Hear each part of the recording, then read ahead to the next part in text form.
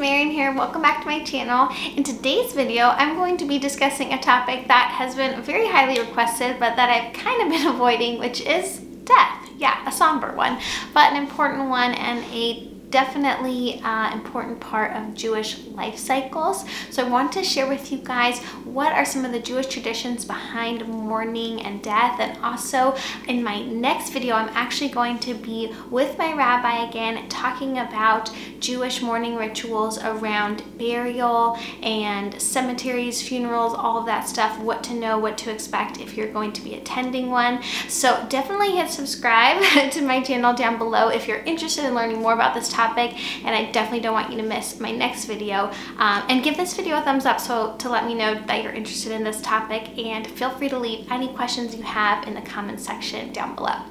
Okay, so the topic of death, yes, it's a somber one, but there are so many really interesting, meaningful, and loving rituals surrounding this aspect of life in Judaism, and I think it's really beautiful how Judaism has so many rituals around mourning and the whole period after somebody dies, from the moment that they die all through the year after their death, including honoring them every anniversary of their death. I think is really special, and it also gives the mourners, the people who are missing their loved ones, a set of rituals to help them through the process. So I think there's actually a lot of really beautiful, spiritual, and helpful and healing elements of Jewish tradition when it comes to death. So I wanted to start with what happens right after a person dies, what are kind of the core components of that time period, so that if you've lost somebody or you are close to someone who has, you kind of know what to expect. So in Judaism, it's traditional to bury someone as quickly as possible, and this usually means within the first 24 hours, especially for a very religious person. People do make exceptions nowadays. If there's relatives flying in, from around the country or the world, they might wait another day or 2-3 days at the most, but generally, unless there's like some really exceptional reason, they're going to bury as soon as possible.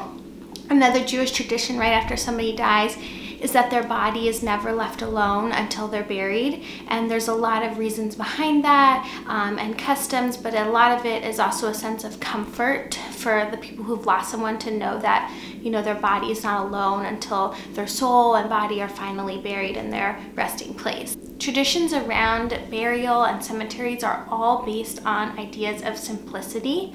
So you'll see that for Jewish coffins, they're very simple wood. Funerals have very little, adornments and flower arrangements and something like that. But if you're used to attending Christian funerals, you might be surprised at how few adornments there are in the funeral service and around the cemetery.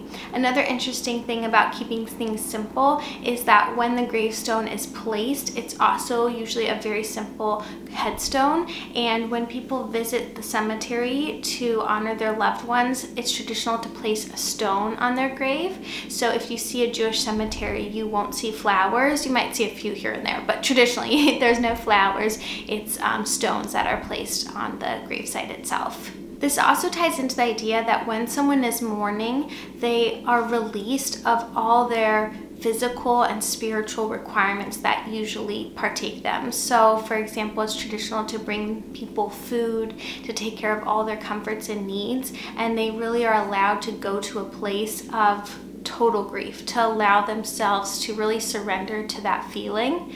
It's even customary for mourners to tear their clothing as a sign that they're in this state of mourning. And in Judaism, there's actually set time periods and rituals that occur throughout the year after someone has died, and they sort of set these mourning periods. So the first one is the 7 days after someone's been buried.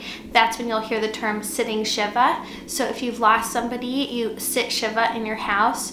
You cover the mirrors. It's a somber time, but it's also a time where people visit and give comfort and blessings, and they bring food. It's always traditional to eat, and every day it's traditional to pray with a group of people, with a minyan, for those 7 days. And the people who are in mourning say the mourner's Kaddish prayer. What's interesting about the mourner's Kaddish prayer is that it's said multiple times a day and in all services, but it actually doesn't talk much about death. It really glorifies God, but that's a whole nother video. But that is like the signature prayer when you've lost somebody.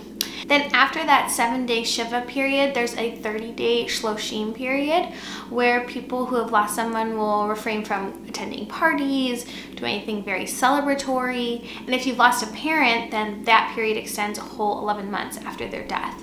So it really creates a structure for what you can and can't do, which I actually think is nice. I've noticed, this is like a little bit of an aside, but I've noticed some people when they've lost somebody, you know, this is kind of just like on social media, might be at a party a few weeks later and people will be like, how could you do that? You know, you just lost somebody. But I think in the secular world, it's hard because there aren't really rules. You know, people just do what feels right to them. And there's definitely lots of benefits to that. And not all Jews observe these traditional mourning periods. But what's nice is at least there's kind of a framework to know like what to kind of set the standard by. And it also allows the person in mourning to be released from that grief. Obviously it still, you know, stays with you forever when you've lost someone that you love, but to allow yourself to re-enter the world, you know, after 30 days or after a year, to completely say, I'm going to remember that my life is in the here and the now. Which brings me to another really interesting point about Judaism and death, which is that there's not as much clear, decided truth or belief about what happens when somebody dies. So within the Torah, there's definitely notions of what in the Christian world you might call heaven and hell. So there's Gan Eden, or the Garden of Eden, which is spoken about in a way that can be similar to heaven. And there's Geonim, which is more of a like in-between kind of place. I don't want to say hell because they're described differently.